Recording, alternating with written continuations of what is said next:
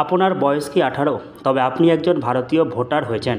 গণতান্ত্রিক অধিকার হিসাবে আপনি এবার নির্বাচনে ভোটদান করতে পারবেন, কিন্তু তার আগে আপনাকে আবেদন করতে হবে ভোটার তালিকায় নাম অন্তর্ভুক্ত করার জন্য। আপনি তাহলে এক্ষুনি আবেদন করুন ভোটার তালিকায় নিজের নাম নথিভুক্ত করার জন্য। ইতিমধ্যে নির্বাচন কমিশনের পক্ষ থেকে শুরু হয়েছে ভোটার তালিকায় নাম নথিভুক্তের প্রক্রিয়া। শুধুমাত্র তাই নয়, ভোটার তালিকায় বা ভোটার কার্ডে কারো কিছু ভুল থাকলে সংশোধন করা যাবে এক্ষুনি। তার জন্য নির্দিষ্ট ফর্ম রয়েছে, সেই ফর্মে আবেদন করতে হবে।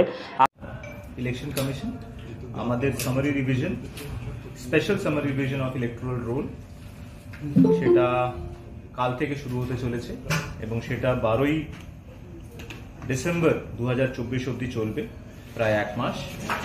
এবং এতে স্পেশাল ক্যাম্পেইন ডেটস আছে, যেগুলো প্রত্যেক স্যাটারডে সানডে হচ্ছে। এছাড়া প্রত্যেক দিন আমাদের বুথ লেভেল যে অফিসার্স আছেন তারা বুথে প্রত্যেক দিন 1টা থেকে 3টে অবধি বসবেন। এবং যেগুলো স্পেশাল ক্যাম্পেইন ডেজ আছে, স্যাটারডেজ এবং সানডেজ, এই স্পেশাল ক্যাম্পেইন ডেজগুলোতে ওনারা 11টা থেকে 4টে অবধি বসবেন, যেখানে মানুষ এসে তারা আবেদন করতে পারেন ভোটার কার্ড রিলেটেড, যেখানে নতুন নাম ইনক্লুড করা বা শিফটিংয়ের প্রপোজাল বা কারেকশনসের প্রপোজালগুলো তারা ফর্মসের মাধ্যমে আবেদন ওখানে জমা দিতে পারেন। আপনি অনলাইন পদ্ধতিতেও করতে পারবেন। আবার ইতিমধ্যে নির্বাচন কমিশনের পক্ষ থেকে বুথ স্তরে ক্যাম্প করা হচ্ছে, সেখানেও নাগরিকরা আবেদন করতে পারবেন। নির্বাচন কমিশনের পক্ষ থেকে 12 নভেম্বর থেকে 12 ডিসেম্বর পর্যন্ত এই ক্যাম্প চলবে বুথ স্তরে। পাশাপাশি নির্বাচন কমিশনের পক্ষ থেকে কিছু স্পেশাল ক্যাম্প করা হচ্ছে। সাধারণ মানুষকে সচেতন করতে একাধিক পরিকল্পনা নেওয়া হয়েছে।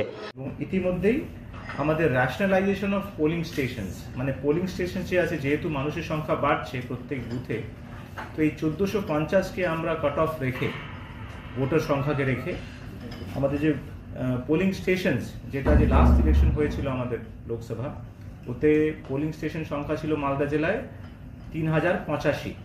সেই সংখ্যাটা আবার র্যাশনালাইজেশন এক্সারসাইজ করার পরে 21টা পোলিং স্টেশন আরও বেড়েছে এবং সেই সংখ্যা হয়ে দাঁড়িয়েছে 3106।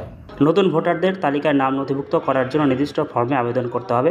নির্বাচন কমিশনের অনলাইন পোর্টালে এই ফর্ম পাওয়া যাবে। আবার বুথ স্তরে ক্যাম্পগুলিতেও মিলবে আবেদনপত্র। আবেদনপত্রে পূরণের সঙ্গে একটি পাসপোর্ট সাইজের ছবি দিতে হবে। জন্মের প্রমাণ জন্য জন্ম সার্টিফিকেট অথবা স্কুলের সার্টিফিকেট প্রদান করতে হবে। এছাড়াও ঠিকানার প্রমাণপত্রের জন্য ড্রাইভিং লাইসেন্স, আধার কার্ড বা যে কোনো প্রমাণপত্র দিলেই হবে।